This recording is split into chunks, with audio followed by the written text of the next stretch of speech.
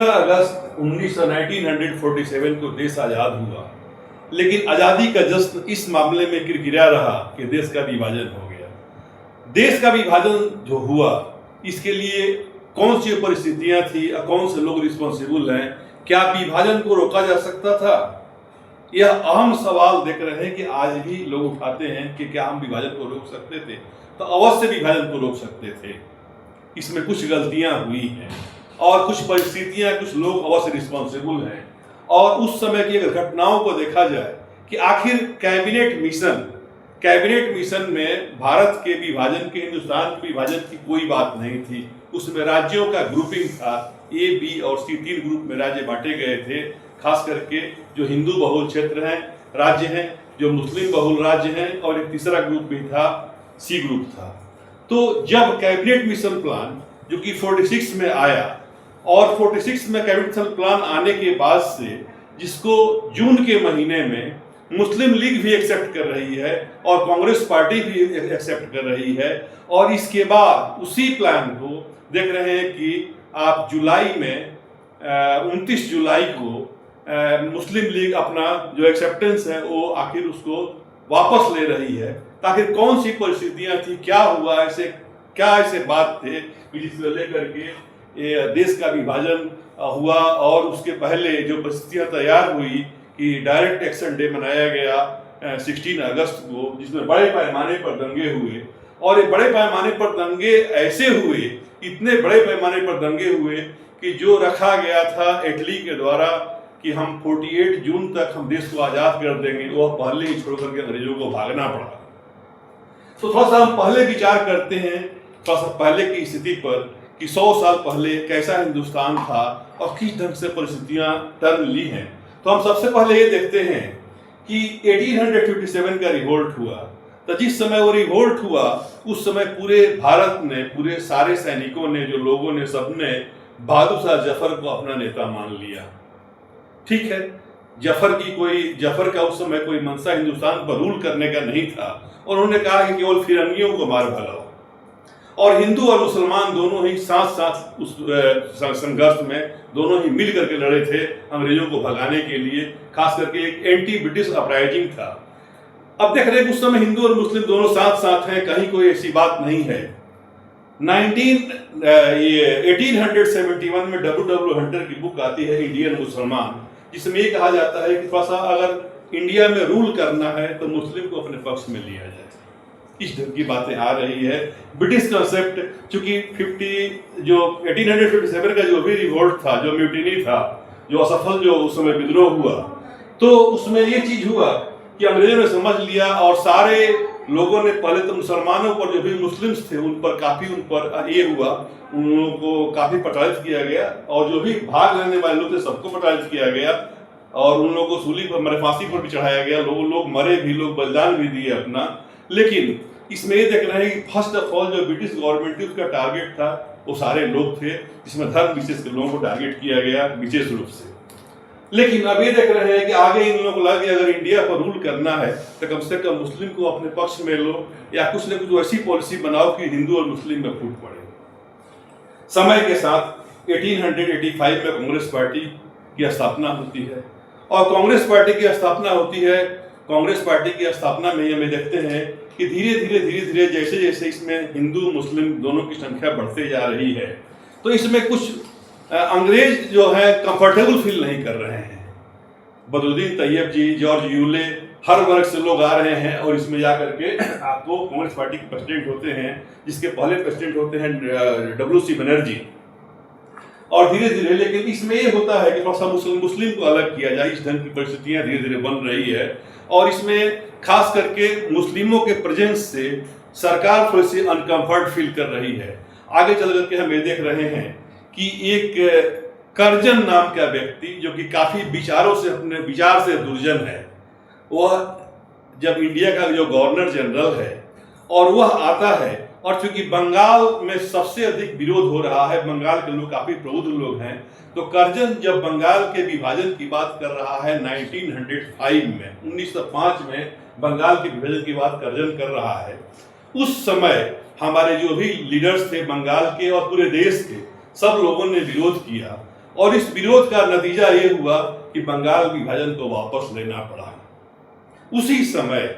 चूंकि बंगाल का जो आज आप बंगाल देख रहे हैं कि पश्चिम बंगाल और जो पूर्वी बंगाल है वो बांग्लादेश का हिस्सा है, तो जो पश्चिम बंगाल है और पूर्वी बंगाल है, जो पूर्वी बंगाल बांग्लादेश बन चुका है, जो पाकिस्तान का पार्ट था और स्वतंत्र बांग्लादेश हो गया, तो ये दोनों प्रांत मिले हुए थे। तो जो पूर्वी बंगाल था, जो आज बांग्लादेश है, वो मुस्लिम बहुल क्षेत्र था और इसी रूप में कर्जन ने इसका विभाजन किया। और विभाजन के पीछे मकसद ये था कि राष्ट्रीयता की भावना को खत्म किया जाए, कुचला जाए, ये सब किया जाए। लोगों ने,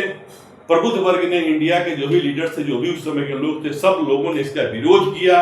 और इस विरोध का नतीजा रहा कि 1911 में बंगाल विभाजन को वापस लिया गया। उसी समय 1906 में ढाका के नवाब के तहत अंग्रेजों के ये योजना के अनुसार मुस्लिम लीग की स्थापना हुई और एक कह करके स्थापना कराई गई कि आप लोग मुस्लिम लीग बनाइए और मुसलमानों के हित के लिए कुछ डिमांड रखिए, सरकार उसको पूरा करेगी। और इस ढंग से देख रहे हैं कि जो 1909 का जो रिफॉर्म आ रहा है, उस समय 1909 का जो मिंटो मॉर्ले जो भी रिफॉर्म है, उसमें देख रहे हैं कि मुसलमानों के लिए सेपरेट इलेक्टोरेट की व्यवस्था की गई है। अब सेपरेट इलेक्टोरेट एक इतना खतरनाक चीज है, वो इतना खराब चीज है, कांग्रेस पार्टी उस समय उसका विरोध कर रही है। और सेपरेट इलेक्टोरेट में ये प्रावधान है कि मुस्लिम लीडर्स के लिए मुस्लिम वोटर्स ही वोट करेंगे। स्वाभाविक है कि जब उस समय के असेंबली में मुस्लिम जाति के मुस्लिम धर्म के लोग ही मुस्लिम को वोट करेंगे, वो व्यक्ति जब असेंबली में बैठेगा तो केवल मुसलमानों की बात करेगा और मुसलमानों की बात करेगा और ये भी कहेगा कि हमारे जो भी संसाधन है, जो भी हित है, जो भी हमारे फायदे की चीज है, वो सारे हिंदू ले रहे हैं, हिंदू खा रहे हैं, हिंदुओं के बीच बंट रहा है। तो स्वाभाविक है इससे हिंदू मुस्लिम के बीच विभाजन की जो प्रवृत्ति है और आगे बढ़ेगी। इसके चलते कांग्रेस पार्टी ने इसका पुरजोर विरोध किया। स्वाभाविक था विरोध होना। अब कुछ देखिए, तुष्टीकरण की नीति वैसी आती है कि 1914 में फर्स्ट वर्ल्ड वार शुरू होता है और फर्स्ट वर्ल्ड वार जो शुरू हो रहा है तो उसमें एक ओर टर्की है और दूसरे ओर देख रहे हैं कि ब्रिटेन है और इंडिया को वार में ब्रिटेन शामिल करती है और इंडिया फर्स्ट वर्ल्ड वार में शामिल होता है। और हम ये देख रहे हैं कि उस समय जो भी फर्स्ट वर्ल्ड वार का जो एंड हो रहा है, तो इसमें जो टर्की में जो वहाँ का खलीफा है, तो टर्की के खलीफा का और ऑटोमन एम्पायर का काफी बड़ा एरिया ट्रीटी ऑफ सेवरेज से ले लिया जाता है, ऑटोमन एम्पायर का बड़ा एरिया। तो भारत के मुसलमानों में भी रोष से बनता है कि हमारे जो खलीफा है उनके अधिकार को कम किया गया, उनके क्षेत्र को ले लिया गया। और स्वाभाविक है कि ये चीज गांधी जी को एक अच्छा मौका लगा कि ऐसा मौका है जिसमें हम हिंदू मुस्लिम एकता की बात करें, क्योंकि इसके पहले सेपरेट इलेक्टोरेट की बात आ चुकी थी। और उसी समय में 1916 में देख रहे हैं कि हम तुष्टीकरण के तहत इस चीज को एक्सेप्ट कर लेते हैं कि हम सेपरेट इलेक्टोरेट को हमने एक्सेप्ट किया और यह लीग और तिलक इन लोगों में समझौता होता है कि सेपरेट इलेक्टोरेट को एक्सेप्ट किया, जो कि तुष्टीकरण की पहली नीति थी, जो कि कांग्रेस पार्टी के द्वारा और उस समय के जो भी लीडर्स थे इसकी आलोचना भी होती है कि इससे देश विभाजन की ओर बढ़ा। खैर, जो भी बातें थी, जब खिलाफत आंदोलन की बात आई, खलीफा के अधिकारों के लेकर के बात आई, जब ऑटोमन एम्पायर से जो ट्रीटी हुआ था ब्रिटेन के साथ और जो उसमें जो शक्ति जो जीती थी उसके साथ जो ट्रीटी हुआ, तो उसमें हम ये देखते हैं कि ऑटोमन एम्पायर को काफी अपना एरिया खोना पड़ा और उस समय भारत के मुसलमानों को लगे खलीफा के साथ अत्याचार हो रहा है, कैलिफेट जो भी हैं, जो भी उसी मूवमेंट को खिलाफत आंदोलन नाम दिया गया और देख रहे हैं कि वो असहयोग और खिलाफत हमारे यहाँ साथ साथ चल रहा है। यहाँ तक सब चीज ठीक है, सही है। जिन्ना भी पूरे जो हैं सो मोहम्मद अली जिन्ना भी एक देशभक्त के रूप में है, ऐसी कोई बात नहीं है। आगे बढ़ते हैं, परिस्थितियां देखते हैं कि जब 1928 में जब कलकत्ता सेशन हो रहा है, उस समय जिन्ना कुछ मुस्लिम के सेफ गार्ड के लिए कुछ वैसी बात करते हैं कि कुछ वैसे नेहरू रिपोर्ट में कुछ प्रावधान रखे जाएं। उस समय सरकार के नहीं, उस समय जो हमारे लीडर्स थे आपस में कोई वैचारिक तालमेल बहुत बढ़िया नहीं पकड़ता है, थोड़ा सा जिन्ना थोड़ा सा अप्रसन्न भी होते हैं। 1930 में देख रहे हैं कि इलाहाबाद अधिवेशन में मोहम्मद इकबाल जो हैं, जो कि खुद गाते हैं कि सारे जहां से अच्छा हिंदुस्तान हमारा, वो इस बात को मानते हैं कि मुसलमानों के लिए कोई एक अलग जगह होना चाहिए। मुसलमानों के लिए कुछ एक मुस्लिम बहुल प्रांत एक वैसा होना चाहिए, थोड़ा सा ऑटोनोमस टाइप का होना चाहिए, अलग कुछ एरिया होना चाहिए। मोहम्मद इकबाल इधर की बात करते हैं। और 1913 में हम एक देख रहे हैं कि जो 1913 में जो रहमत अली हैं, जो कि ब्रिटेन में हैं, वहाँ के स्टूडेंट हैं, और ये पाकिस्तान का कंसेप्ट देते हैं कि जब पाकिस्तान में नॉर्थ वेस्ट का कौन सा एरिया होगा, कश्मीर होगा, पाकिस्तान, पंजाब होगा, अफगानिस्तान होगा, वो सारे एरिया मिल करके जो ये पाकिस्तान वर्ड दे दिया जाता है रहमत अली के द्वारा 1913 में ये दिया जाता है। उस समय देख रहे हैं कि 1913 में दिया रहा है रहमत अली के द्वारा।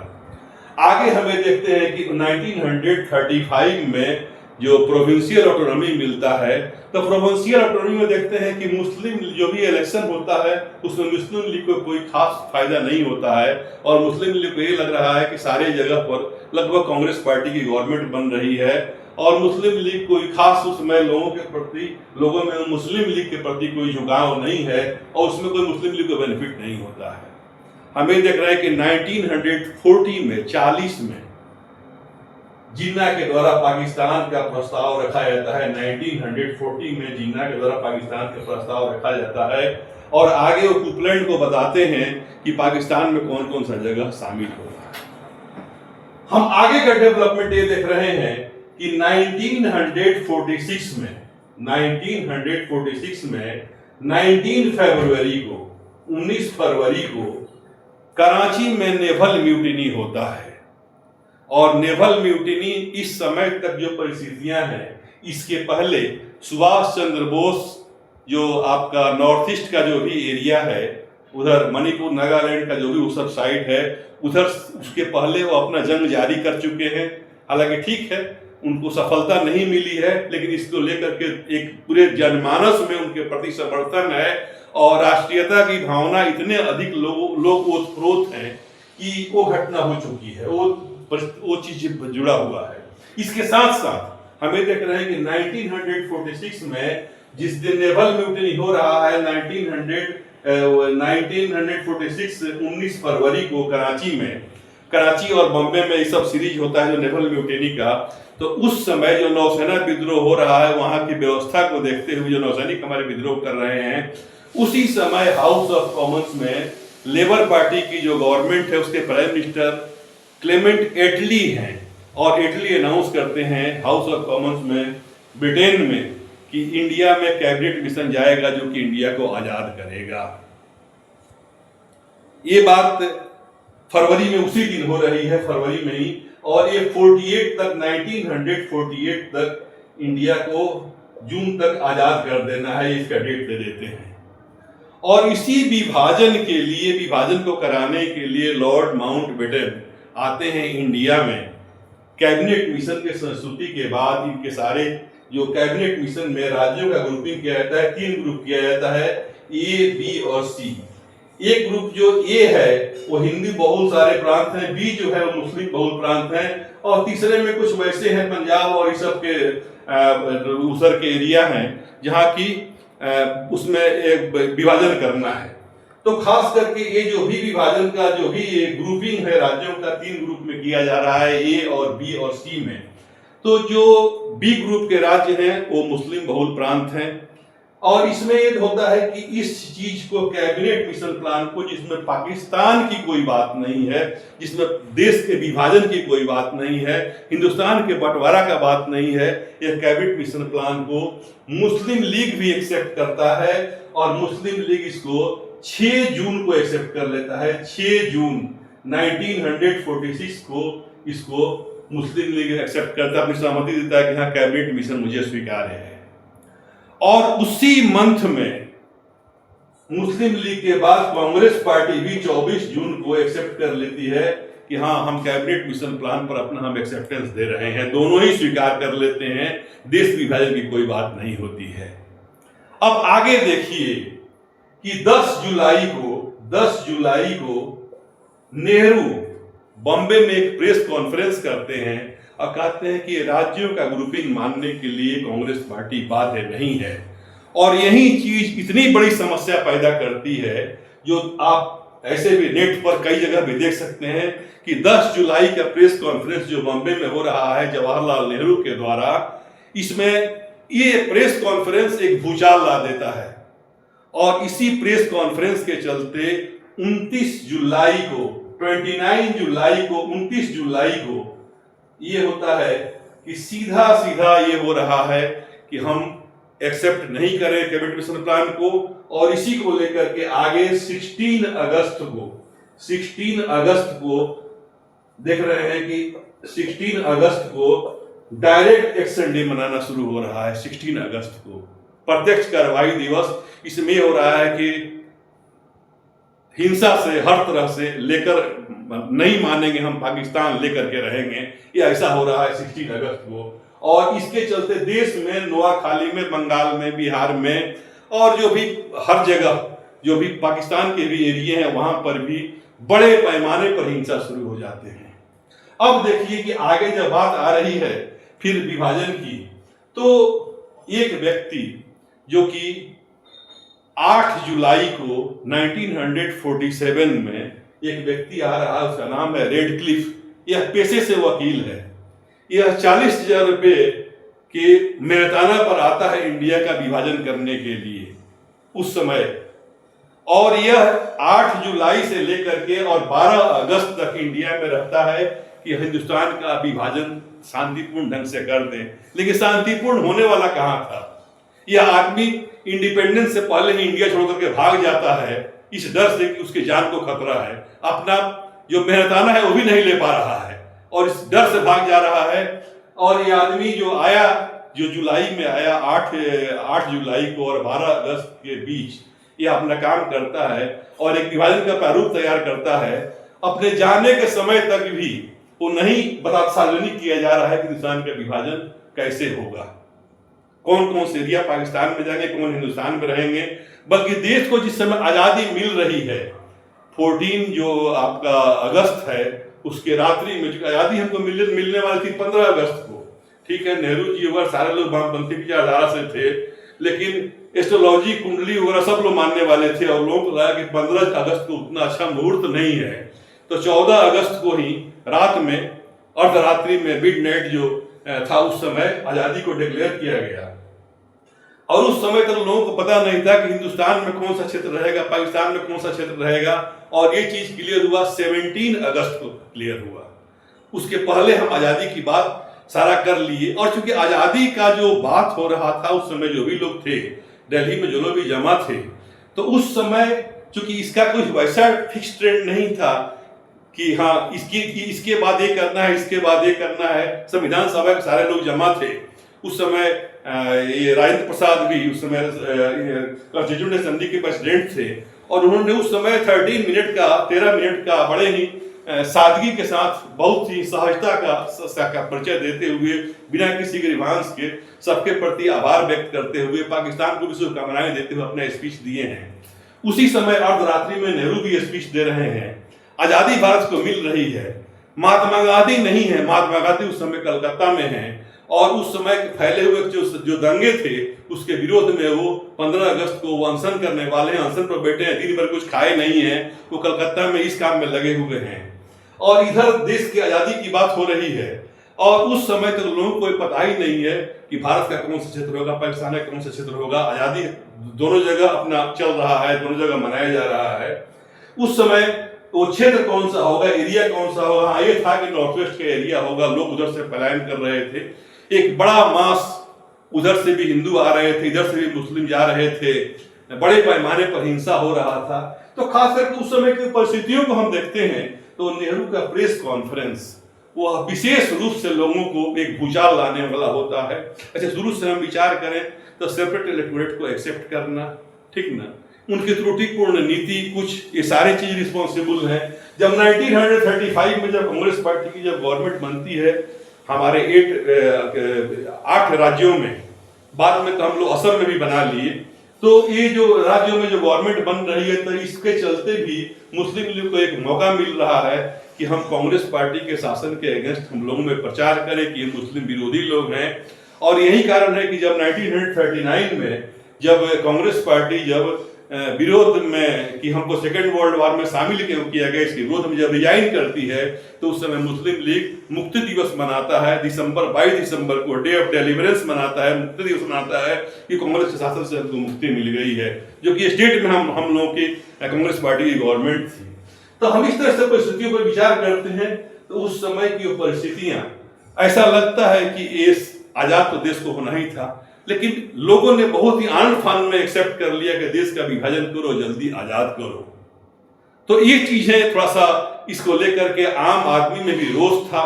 और आम आदमी में रोष इतना अधिक था, बड़े पैमाने पर हिंसा हो रहे थे, और रोष इतना अधिक था कि रेडक्लिफ जैसे आदमी को समय से पहले भागना पड़ा, और बड़े पैमाने पर जो हिंसा हो रहे थे, देश में दंगे हो रहे थे, इसके चलते 48 जून से पहले 15 अगस्त को ही आजादी देकर के अंग्रेजों को वहां से जाना पड़ गया। तो उस समय की परिस्थितियां, उस समय के लीडर्स, क्योंकि कांग्रेस पार्टी ही थी, तो ये सारे लोग किसी न किसी रूप में रिस्पॉन्सिबल है कि देश के विभाजन को स्वीकार किए। ठीक है, कहते हैं कि हमने एक मजबूत सेंटर के लिए, चूंकि उस समय लोग कई चीज गिनाते हैं कि हाँ एक मजबूत केंद्र के लिए हम लोगों ने ऐसा कदम उठाया, ये सारी बातें सही है, लेकिन एक बार अगर विभाजन को स्वीकार नहीं किया जाता, तब भी अगर अखंड भारत होता, तो आज भारत की एक ऐसी आर्मी होती जिसमें कि 23 लाख के आसपास सेना होती, एक ऐसी इकोनॉमी होती कि वर्ल्ड की 3rd सबसे बड़ी इकोनॉमी होती, एक वैसा क्षेत्र होता पाकिस्तान का,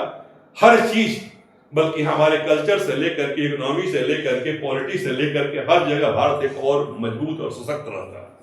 तो उस समय की परिस्थितियों को भी हम दोष दे सकते हैं, उस समय के नेताओं को भी दोष दे सकते हैं जिन्होंने विभाजन को इतना जल्दी एक्सेप्ट किया। खुद महात्मा गांधी ने कहा था विभाजन हमारे लास्ट पर होगा, लेकिन इतना जल्दी एक्सेप्ट कर लिए, यह लोगों को बड़ा अचरज लगा और लोगों को बहुत आश्चर्य हुआ। और खास करके वो नेहरू का प्रेस कॉन्फ्रेंस जो कि 10 जुलाई को बॉम्बे में हुआ था, जो कि सारे चीजों को, सारे घटनाओं को खास करके उस समय से लेकर देखेंगे